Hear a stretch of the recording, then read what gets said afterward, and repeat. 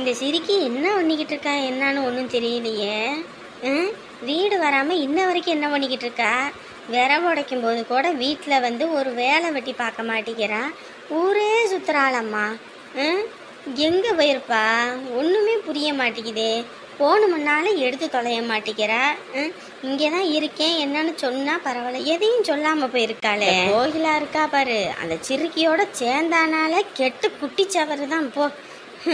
அதோட என்னைக்கெல்லாம் சேர்றாலும் அன்னைக்கெல்லாம் அப்படித்தான். ஊரே சுற்றி ஊரே உலகமே சுற்றுன்னு சுற்ற வேண்டியது தான். அவள் ஆத்தாக்கரையை நானும் திட்டியும் பார்த்துட்டேன்.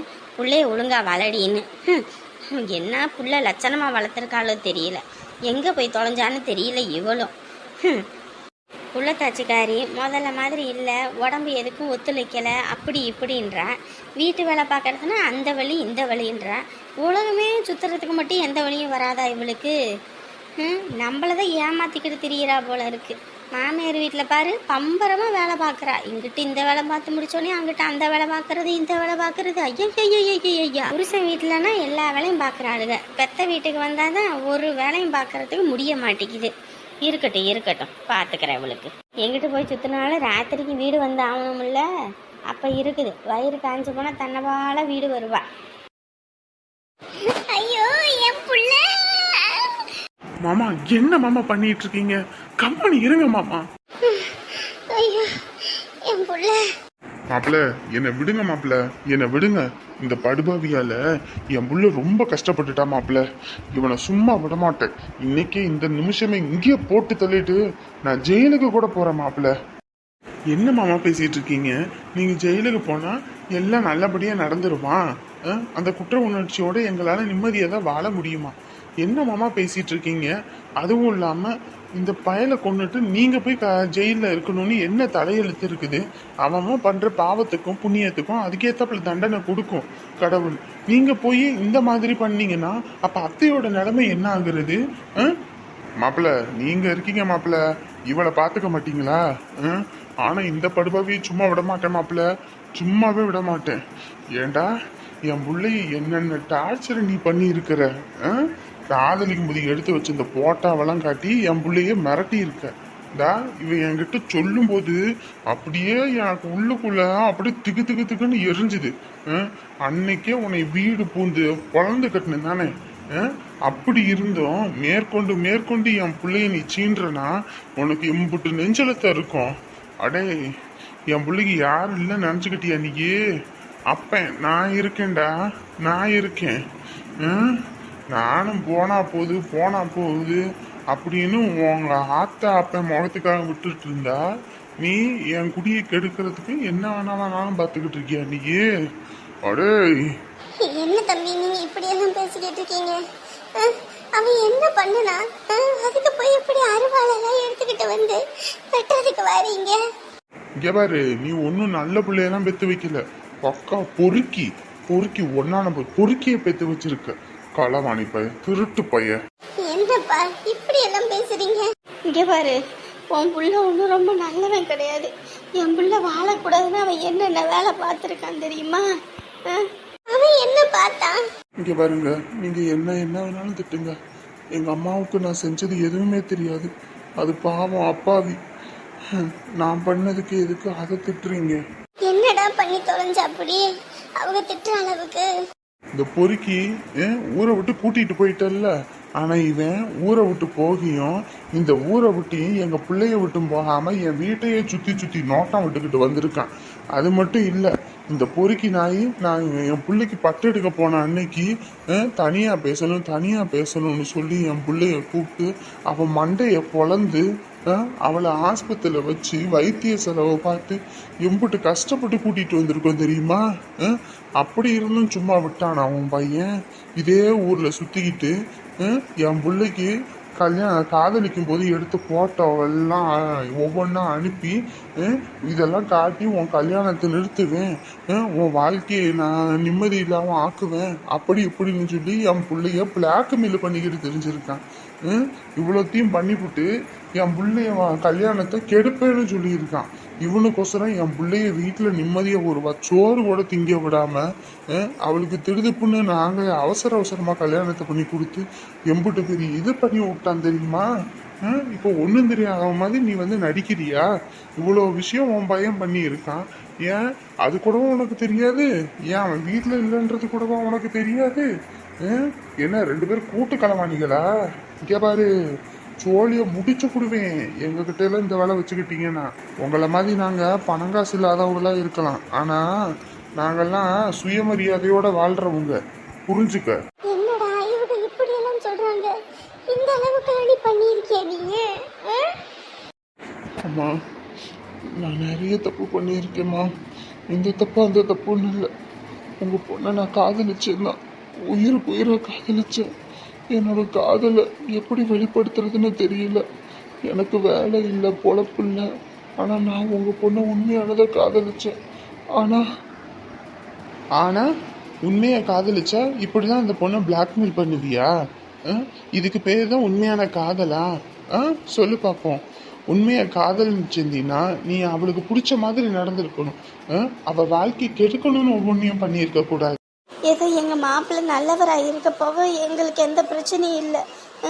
இதுவே எங்கள் மாப்பிள்ளை கொஞ்சம் முரட்டானா இருந்து என் வாழ்க்கை மாதிரியே என் பிள்ளை வாழ்க்கையில இப்படி ஒருத்தர் அமைஞ்சு கல்யாணம் பண்ணி குட்டிச்சவராக போயிருக்கணுமா? சொல்லு, ஏன் தான் இப்படி இருக்கீங்களோ? ஒரு பொண்ணு வேண்டான்னா அதை விட்டுட்டு ஒதுங்கி போகணும். அதை விட்டுட்டு இப்படி அவளை படுத்தி எடுக்கக்கூடாது. இங்கே பாருங்க, நான் தப்பு பண்ணிட்டேன். இப்போ கூட நான் இப்படி அடிபட்டு உதப்பட்டு வந்திருக்கேன்னா அன்னைக்கு காவியாவுக்கு கல்யாணம்னு தெரிஞ்ச அன்னைக்கு அந்த கல்யாணத்தை நிறுத்தணும்னு தான் வண்டி எடுத்துக்கிட்டு வந்தேன். வண்டி இடிச்சு ஆக்சிடெண்ட் ஆகி அவளுக்கு துரோகம் பண்ண நினைச்ச பாவத்துக்கு இந்த கை காலு எல்லாம் முடிஞ்சு இப்போ இப்படி இருக்கேன். இதெல்லாம் உனக்கு கம்மிடா, கடவுள் கொடுப்பான் பாரு கூலி. இங்க பாருங்க, அவன் தப்பு பண்ணிட்டான், அவனுக்காக என்ன மன்னிச்சிருங்க. ஆனா அவன் இப்ப திருந்தி வாழணுன்றதுக்காக தான் உங்ககிட்ட மன்னிப்பு கேட்கணும்னு வந்திருக்கான். அதை மன்னிச்சு அவனை ஏத்துக்கங்க. அவனால இனிமே உங்க பொண்ணோட வாழ்க்கையில எந்த பிரச்சனையும் வராது. அதை சொல்லிட்டு போகணும்னு தான் நாங்க வந்திருக்கோம். இங்க பாரு, வெறும் வாய் வார்த்தைக்காக சொல்லல. உன் பையன் மட்டும் என் புள்ள வாழ்க்கையை கெடுக்கணும், குட்டிச்சோவராக்கணும்னு ஏதாவது வேலை வாத்தான்னு வை, இந்த மனுஷனா இருக்க மாட்டான், தெரிஞ்சுக்க. அடே, கடவுள் நம்ம பண்றதுக்கெல்லாம் துணை போவான்னு நினைக்காத. கரெக்டா நேரம் பார்த்து நம்ம காப்படிச்சு விடுவான். அதுதான் உனக்கு நடந்திருக்குது. அன்னைக்கு மட்டும் கல்யாணத்துக்கு வந்து நீ கல்யாணத்தை மட்டும் கெடுத்திருக்கணும். மவனே, நீ நிம்மதியா இருந்திருக்க முடியாதுடி. அதுக்கப்புறம் நீ எந்த ஜில்லாவுக்கே போனாலும் தேடி வந்து உன்னை வச்சு வெளுத்து விடுவேன். இங்க பாருங்க, நான் பண்ணது தப்பு தான். இனிமே நான் காவியாவுக்கு எந்த குறைச்சலும் கொடுக்க மாட்டேன். நான் உங்க குடும்பத்தை ரொம்ப பாடாப்படுத்தி எடுத்துட்டேன். அதுக்கெல்லாம் சேர்த்து என்னை மன்னிச்சிருங்க. இனிமே நான் எந்த இதுவும் பண்ண மாட்டேன். இனிமே என் அம்மாவுக்கு உண்மையா வாழணும்னு ஆசைப்படுறேன். அதனாலதான் உங்களுக்கு பண்ணின பாவத்துக்கு மன்னிப்பு கேட்டு போகணும் வந்தேன். இங்கே பாரு, உன்னையெல்லாம் நம்பவே முடியாது. எந்த புத்துல எந்த பாம்பு இருக்குன்னு கூட தெரியாது. நாங்களாம் ரொம்ப அவதிப்பட்டுட்டோம். சரியா, தயவு செஞ்சு எங்களை விட்டுரு. இங்கே பாருங்க, நான் பண்ணது தப்பு தாங்க. அதுக்காக தான் மன்னிப்பு கேட்கணும்னு வந்தேன். இனி உங்களுக்கு நான் எந்த குறைச்சலும் கொடுக்க மாட்டேங்க. காவியாக்கிட்டையும் சொல்லிடுங்க. இனிமே நான் அவளை பார்க்கவும் மாட்டேன். என்னால் அவள் வாழ்க்கையில் எந்த பிரச்சனையும் வராது. உப்பு தின்னவன் தண்ணி குடிச்சு தான் ஆகணும். தப்பு பண்ணவன் தண்டனை அனுபவிச்சு தான் ஆகணும். என்னதான் நம்ம தப்பு பண்ணிக்கிட்டே இருந்தனாலும் கடவுள் ஒரு நேரம் நம்ம பண்ணுற தப்புக்கான பலனை கொடுத்து தான் தீருவார். அதுதான் கர்மா. உங்கள் அம்மா பாவம் ரொம்ப கஷ்டப்பட்டுட்டாங்க உனக்காக. அவங்களுக்கு இனிமேலாவது உண்மையா இரு, சரியா? கண்டிப்பா. வேற ஒரு ஆம்பளையே இருந்தா நான் காவியாவை பண்ண துரோகத்துக்கு அவங்க காவியாவை ரொம்ப கொடுமைப்படுத்துவாங்க. காவியா ரொம்ப நல்ல பொண்ணு. எத்தனையோ நாள் அவள் எனக்காக எவ்வளவோ செஞ்சிருக்கான். ஆனால் அதெல்லாம் நான் மறந்து அவளையே ஏதாவது பண்ணணும்னு நினச்சி ரொம்ப தப்பு பண்ணிட்டேன். எனக்கு கிடைக்காத பொண்ணு வேற யாருக்கும் கிடைக்கக்கூடாதுன்னு அல்பமாக நான் யோசிச்சிட்டேன். அது ரொம்ப பெரிய தப்புன்னு நான் புரிஞ்சுக்கிட்டேன். அவளுக்கு என்கிட்ட எதுவுமே தப்பா நடந்துக்கிட்டது இல்லை. நானும் அவகிட்ட எதுவும் தப்பா நடந்துக்கல. அவ உண்மையா இருப்பா. அவளை என்னைக்கு சந்தேகப்பட்டுறாதீங்க. அதுதான் சொல்லணும்னு நினைச்சேன். எங்க பிள்ளைய பத்தி எங்களுக்கு தெரியும். ஒழுங்கா போடா. போறேங்க. இனிமே நான் உங்களுக்கு எந்த குறைச்சலும் கொடுக்க மாட்டேன். அதெல்லாம் எங்களுக்கு தெரியும். போடா. ஏய், உன் பிள்ளைய அள்ளி கட்டிக்கிட்டு போ. இல்லையா இங்கே நின்றுகிட்டு இருந்தா அப்புறம் இலக்கட்டு மாதிரி தான் நீ அள்ளிக்கிட்டு போகணும். வாயா போவோம் நம்ம. அப்பா அப்பா. டேய் என்னப்பா நீ என்னடா இந்த நேரத்தில் இங்கே வந்திருக்க? என்னப்பா பண்ண சொல்றீங்க? உமா ஃபோன் போட்டு ஏதோ உங்களை போலீஸில் பிடிச்சி வைக்கிறாங்க அப்படி இப்படின்னு அவள் பாட்டுக்கு சொன்னால் அவள் உண்மையை சொல்கிறாளா பொய்யை சொல்கிறாளான்னு தெரியல. உங்களுக்கு ஃபோன் பண்ணால் ஃபோன் வேறு நாட் ரீச்சபிள்னு வந்துட்டே இருந்துச்சு. அம்மா ஃபோன் பண்ணாலும் அம்மாவும் ஃபோன் எடுக்கலை. எனக்கு வேறு பைத்தியம் பிடிக்கிற மாதிரி ஆகிப்போச்சு அங்கே. அதான் என்னாச்சோ ஏதாச்சோன்னு தெரியலன்னு திடுதிப்புன்னு அங்கேருந்து நான் கிளம்பி வந்துட்டேன். அதை ஏன்டா கேட்குறேன்? பெரிய வேலை பார்த்துட்டாங்கடா. என்ன சொல்கிறீங்க? அவள் பைத்தியம் மாதிரி ஏதோ ஒன்று சொல்லுவா, அது உண்மையா? ஆமாண்ட தம்பி. வன விதைச்சவன் வனையை அறுவடை பண்ணி வேக வேண்டிய நேரம் வந்துருச்சு போல இருக்கு. இந்த ஊர்க்காரவோ பணத்தை எல்லாம் கையாடல் பண்ணதுக்கு இப்போ எல்லாம் கணக்கு வழக்கு பார்த்து எல்லாம் கண்டுபிடிச்சிட்டானுங்கடா. இப்போ உடனடியே நீ பணத்தை கட்டணும், இல்லைன்னா போலீஸ் ஸ்டேஷனுக்கு தான் போகணும்னு சொல்லிட்டாங்க. அதுவும் இல்லாமல் இந்த ஊர்க்காரனுங்க எல்லாம் உன் கல்யாணத்தை நான் ஜாம்னு பண்ணணும்னு சொல்லிட்டு அம்பிட்டு செலவு பண்ணி எல்லாம் பண்ணல. அதெல்லாம் இப்போ கை வந்துச்சு. அதெல்லாம் கணக்கு பண்ணி இப்போ கேட்குறானுங்கடா. அதுக்கு எப்படி உனக்கு காசு வந்துச்சு? 18 பட்டிக்கும் சாப்பாடு போட்டு கறி விருந்தாக்கி அவ்வளோ பெருசாக செலவு பண்ணி உன்னால் எப்படி பண்ண முடிஞ்சுது? எங்கள் பணத்தை நீ எடுத்து தண்ணி மாதிரி செலவு பண்ணுவ, அதை நாங்கள் கேட்கக்கூடாதா? அப்படி இப்படின்னு சொல்லி வாய்க்கு வந்தபடி பேசிவிட்டாங்கடா. மந்தையில் வச்சு மான மரியாதையே போயிடுச்சுடா. அதுவும் இல்லாமல் எல்லாரும் போலீஸுக்கு கூட்டிகிட்டு போவேன்னு சொல்லிட்டாங்க. உங்கள் அம்மா தான் வாய் அதை இதன்னு பேசி என்னை கூட்டிக்கிட்டு வந்தா வீட்டுக்கு. என்னப்பா இது இப்படி சொல்கிறீங்க? இப்போ தான் மாதம் 2 லட்சம் ரூபா அந்த வெட்டிக்காரனுக்கு கட்டணும்னு சொல்லி அப்படி இருக்கிறோம். இப்போ இடம் எதுவும் இருந்தால் கூட அது வித்தாவது ஏதாவது ஒன்று பண்ணலாம். அதுக்கும் வழி இல்லாமல் போச்சு. என்ன பேசிக்கிட்டு இருக்கானுங்க? இப்போ என்னப்பா பண்ணுறது? எப்படிப்பா கடன் அடைக்க போகிறோம்? இருக்கிற இடத்தையெல்லாம் அடகு வச்சு தான் இந்த ஊர்க்காரங்களுக்கு ஓட்டுக்கு 2000 சொல்லி கொடுத்தோம். இப்போ என்ன பண்ணுறது? என்னது? அப்போ இந்த ஊர்க்காரவ சொன்ன மாதிரி இடத்தெல்லாம் அடகு வச்சு தான் இந்த வேலை பார்த்துருக்கானுங்களா? ஆனால் இந்த வீட்டில் தானே நான் இருந்தேன், நமக்கு ஒன்று கூட தெரியாமல் போயிருக்கு. இதுலேயும் அவ வேற நகையை கொடுங்க, நான் அதை அவங்களுக்கு கொஞ்சம் கடன் அடைக்கிறதுக்கு உதவியாக இருக்கும் அப்படின்னு ஃபோன் போட்டு நகையை வேற கேட்டா. பீரோ சாவியை கொடுங்க, நான் எல்லாம் தேடி எடுத்து கொடுக்குறேன் அவங்களுக்குன்னு. நான் வேற அவளோட நகை எல்லாமே இங்கே இருக்கிறது கவரிங்கு. மொத்த நகையும் கொண்டு போய் தான் அடகு வச்சு எல்லாத்துக்கும் பணம் பட்டுவாடா பண்ணியிருக்கோன்னு அவளுக்கும் தெரியாது. அதுவும் தெரிஞ்சதுன்னா என்ன நடக்கும்னு கூட தெரியல இந்த வீட்டில். அட பாவிகளா, நான் என் வீட்டிலேருந்து போட்டு வந்த நகையும் அடகு வச்சு இங்கே வச்சிருக்கிறது கவரிங் நகையா? ஏண்டா இது மட்டும்தான் அப்பனும் பிள்ளையும் மறைச்சிருக்கீங்களா? இன்னும் வேற எதுவும் இருக்குதா? ஐயோ, அம்மா எப்போ இங்கிருந்து கேட்டாங்கன்னு வேற தெரியலையே. ஏண்டா ஊருக்காரவங்க அப்படி இப்படின்னு சொல்லும்போது கூட அதை நான் பொய்ன்னு தான் நினச்சிக்கிட்டு இருந்தேன். இந்த ஊர்க்காரங்க பைத்தியக்காரத்தனமாக ஏதோ பேசிக்கிட்டு இருக்காங்கன்னு. நம்ம கொடுத்த பாத்திரத்தை தான் 2000 சொல்கிறாங்க போல இருக்குன்னு நான் நினச்சிக்கிட்டு இருந்தா, எனக்கு தெரியாமல் ஓட்டுக்கு 2000, அதுவும் கஷ்டப்பட்டு வாயை கட்டி வயிற்ற கட்டி சேர்த்த நிலத்தெல்லாம் எல்லாம் அடகு வச்சு இந்த வேலை பார்த்துருக்கீங்க. அம்மா இல்லைம்மா, அப்பா ஜெயிக்கணும்னு தான். ஜெயிக்கணும்னா அதுக்குன்னு இப்படி வீட்டில் கிடக்கிறதெல்லாம் கொண்டு போய் வச்சு தான் ஜெயிக்கணும்னு இருக்குதா? இப்போ ஊருக்காரன் எல்லாம் அம்புட்டு கேவலப்படுத்துகிறானுங்களே, அதுக்கெல்லாம் காரணம் யாரு? நீங்கள் தானடா. கல்யாணத்தை அப்படி பெருசாக பிரம்மாண்டமாக பண்ணும்போதே இந்த ஊருக்கார பயலுக எல்லாம் எப்படி காசு வந்திருக்கணும்னு அப்படி பேசிக்கிட்டு இருந்தாங்க. சரி அதைத்தான் விட்டுருவாங்க. சரி நம்ம பிள்ளைக்காக சேர்த்து வச்சோம் எல்லாமே பண்ணோம். இப்போ எனக்கு தெரியாமல் இம்புட்டு பெரிய விஷயம் பண்ணியிருக்கீங்க. என்னமோ பெரிய அது இதுன்னு சொன்னீங்க.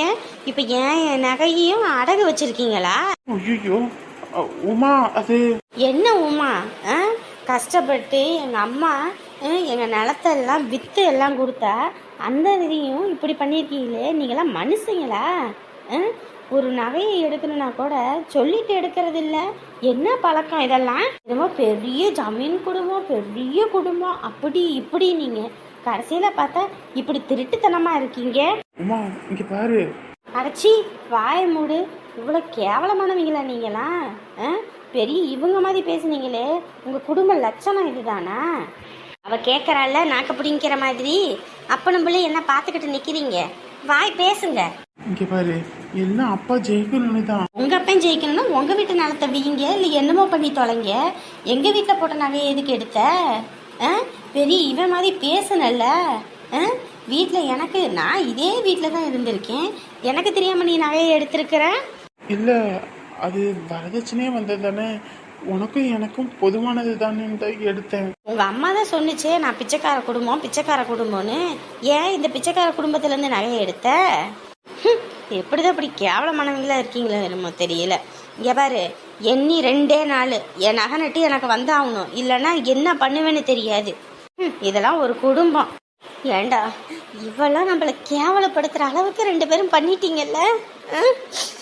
எல்லாம் என்ன ஜென்மங்கன்னு தெரியல. என் மான மரியாதை எல்லாத்தையும் குழி தோண்டி புதைச்சிட்டிங்கடா 2 பேரும் சேர்ந்துக்கிட்டு. இந்த ஊர்க்கார பயலுக எம்பிட்டு தான் தின்னாலும் அவங்க வேலை என்னது? நன்றி கெட்டவனுங்களா இருக்கிறது தான். அவனுங்களுக்கு போய் எல்லாத்தையும் விற்று 2000 கொடுத்துருக்கீங்களே. இதெல்லாம் மனுஷனுங்களாடா? உங்களெல்லாம் என்ன பண்றதுன்னு தெரியல. என்னப்பா இப்படி ஆயிப்போச்சு? ஒண்ணுமே எனக்கு புரியலடா. எனக்கு என்ன பண்றதுன்னே தெரியல. அட மாம்சு, வாங்க மாம்சு. வாங்கய்யா, வாங்க வந்து உட்காருங்க. இருக்கட்டும் அத்தை. என்னண்ணே இன்னைக்கு வியாபாரம்லாம் பரவாயில்லையா? இத்தனை நாள் கடை நடத்தினதுல இன்னைக்கு தாயா போட்ட பால் எல்லாமே காலி ஆயிடுச்சு. ஓஹோ, அப்ப நான் டீ மாஸ்டரா வந்ததுனால காலி ஆயிடுச்சு, அப்படிதானே? ஆமாண்டி ஆத்தா, நீ டீ மாஸ்டரா போய் நின்ன நேரம்னா நம்ம கடையில கொட்டுன்னு இன்னைக்கு பணமழை கொட்டிருச்சு. ஏக்கா பாத்தியா கிண்டல் பண்ற? அட இல்லடி, இத்தனை நாளா வரவுக்கு மீறி செலவுன்னு தான் போய்கிட்டு இருந்துச்சு. என்னடா பண்றது, கடையை நடத்தலாமா இல்லை வேற பக்கம் நான் எதுவும் வேலைக்கு போகலாமான்ட்டு தான் நான் இருந்தேன். ஆனால் இன்னைக்கு என்னமோ தெரியல, போட்ட பாலிலேருந்து பஜ்ஜி போண்டாலேருந்து எல்லாம் ஓடிடுச்சு, எதுவுமே மிச்சம் இல்லை. இன்னைக்கு தான் முதல்ல 500 ரூபா லாபம் நமக்கு வந்திருக்கு. நான் தான் சொன்னேன்ல, ஆத்தா மகமாயி நம்மளை கைவிட மாட்டா, நல்லதே நடக்கும்னு. முதல்ல வந்திருக்கு வருமானம். அதை ஒரு 10 ரூபாயை எடுத்து சாமிக்கு உண்டியல்ல போட்டு வைங்கம்மா, சரியா? அப்புறமேட்டுக்கு பாரு தொழில் வளம் எப்படி போகுதுன்னு. சரிங்கம்மா. ஏக்கா நான் வந்த நேரம் தான் இப்படி ஆயிருக்கு, அதனால எனக்கு சம்பளம் கொடுத்துருங்க சொல்லிவிட்டேன். அப்படித்தானே? என் தங்கத்துக்கு கொடுத்துட மாட்டா? ஆமாம், மாஸ்டர் செஞ்ச வேலைக்கு கையிலையும் காலையும் ஊற்றிக்கிட்டு ஓடியாந்தது தெரியாது. இந்த பப்பளி குட்டியெல்லாம் நமக்கு பிடிக்காது, காசை கொடுத்துருங்க. ஏன்னா நானும் இனிமே டீ மாஸ்டர் ஆயிட்டேன். அக்கம் பக்கத்தில் நம்மளும் கடையை போட்டு டீ போட்டு அப்படியே பொழப்ப ஓட்டிட மாட்டேன். ஆமாம், நீ டீயை போட்டு ஓட்டுறதுக்குள்ள நீ டீயை கையில் காலில் ஊற்றிக்கிட்டு ஓடாமல் இருந்தால் சந்தோஷம்தான். என்னை அசிங்கப்படுத்துறதுக்கு வெளியேருந்து ஆள் வர வேணாம், நீங்கள் ஒரு ஆள் போதும். பெருமையை பேசாத சின்ன பொண்ணு. ஆமாம், பெருமை மேய்க்கிறது எருமை, இதில் பெருமை போயாங்கிட்டு. சரி வாங்க சாப்பாடு எடுத்து வைக்கிறேன், சாப்பிடுவீங்க. எல்லாரும் இங்கே உட்காந்துருக்கீங்க, பையன் எங்க? அடையேக்கா இந்த செல்வி கோகுலை கூட்டிக்கிட்டு இருந்தா ஏத்த வீட்டில் எல்லாம் உட்காந்துக்கிட்டு ஒரே ஆட்டம் பாட்டை போட்டுக்கிட்டு, அதனால சரின்னு விட்டாச்சு. அவனும் எங்கே தான் போகிறான் வாரான், அப்படியே விளையாடட்டும்னு விட்டாச்சு. சரி அத்தா. சரி வாங்க, வந்து கை கால் மொத்த கழுவிட்டு வாங்க, சாப்பிடுவீங்க. இந்த வாரம்பா. வாடியம்மா வா, இதான் வர நேரம்மா. அந்த கோகிலாவோட சேர்ந்துனாலே உன்னை கையிலேயே பிடிக்க முடிய மாட்டேங்குது, எங்கே தான் போய் சுத்துறேன்னு தெரிய மாட்டேங்குது. ஏம்மா நானே கடுப்பில் வந்திருக்கேன், நீ வேற கடுப்பில் வந்திருக்கியா? என்ன கடுப்பு உனக்கு? எம்மா இவங்களுக்கு எனக்கு 25 பவுன் போட்டல்லம்மா. ஆமாம், அதுக்கு என்னப்ப? இன்னைக்கு பஞ்சாயத்தில் வச்சு அவங்கள உள்ள தூக்கி போடுறேன்னு சொல்லிட்டாங்க. எனக்கு சங்கட்டமாக போச்சு. சரி நம்ம கொஞ்சம் உதவி பண்ணுவோம். அந்த இல்லாமல் நம்மளை அங்கே பார்த்துக்கிட்டாங்க வச்சுக்கிட்டாங்க, அவங்க தான் அப்படி இருக்காங்க. நம்ம நன்றி கெட்டத்தனமாக இருக்கக்கூடாதுன்னு சொல்லி தான் சரி காசு இல்லாமல் கஷ்டப்படுறாங்களேன்னு சொல்லி என் நகையை கூட அடகு வச்சு ஒரு 30 லட்சம் தானே, அதை கட்டி எல்லாம் பாதுங்க வைங்கன்னு சொன்னால் கடைசியில் எனக்கே ஆப்பு வச்சு விட்டாங்கம்மா. இது பைத்தியக்காரி, கஷ்டப்பட்டு நான் 25 பவுன் நம்ம நிலத்தை விற்று போட்டா அது அவங்களுக்கு தானம் பண்ணுவியா நீ? லூசு கிளவி முதல்ல சொல்றதை கேளு, பைத்தியக்காரிமை பேசுவேன். பெத்த தாயை பார்த்து லூசு கிளவி பைத்தியக்கார கிளவியா? ஒன்று சொல்றதுக்கு முன்னாடியே முந்திரி கொட்டத்தனமா முந்திக்கிட்டு வந்தா அப்புறம் எப்படி பேசுவாங்க? முதல்ல சொல்றதை கேளு, சொல்லி தொலை. டா என் புருஷங்காரன் இருக்கானே அந்த வீணா போனவன் 1,00,000 சம்பாதிக்கிறான் அப்படி இப்படின்னாங்க.